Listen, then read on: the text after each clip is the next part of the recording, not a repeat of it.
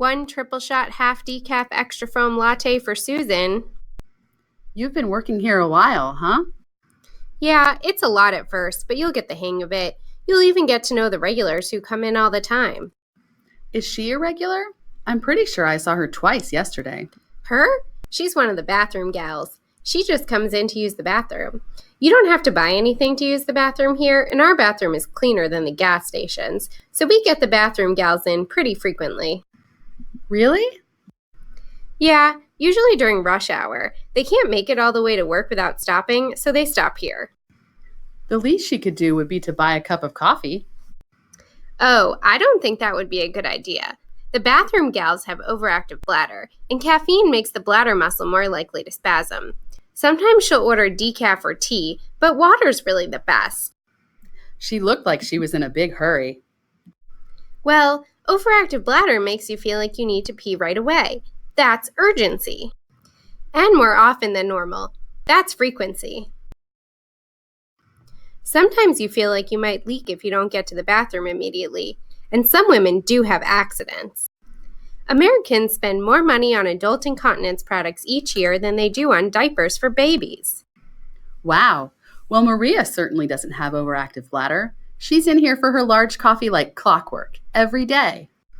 Oh no, she has it too. Her overactive bladder is worst at night. They call that Nocturia. She's out of bed 4 times every night just to pee. That's why she looks so exhausted every morning. What about the woman who comes in, gets the breakfast sandwich and a bottle of water, and takes her pill every morning? Oh, Diane? Yeah, she's been on medication for overactive bladder for a few months and is doing a lot better.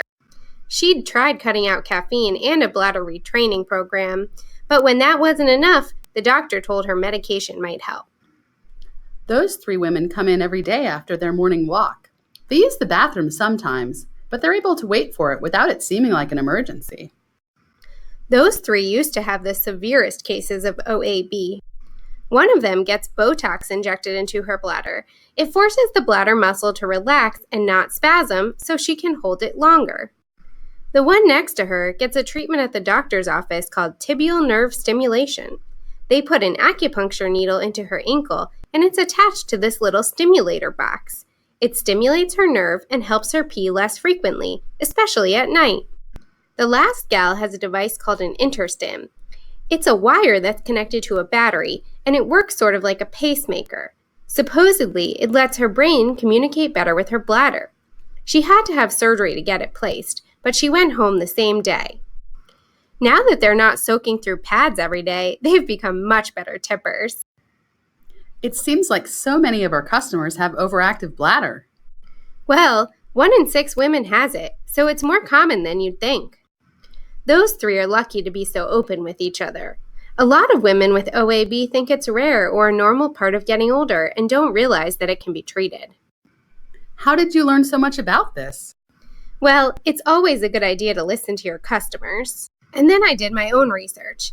I looked at voicesforpfd.org. They have information for patients on there that's reliable and easy to read.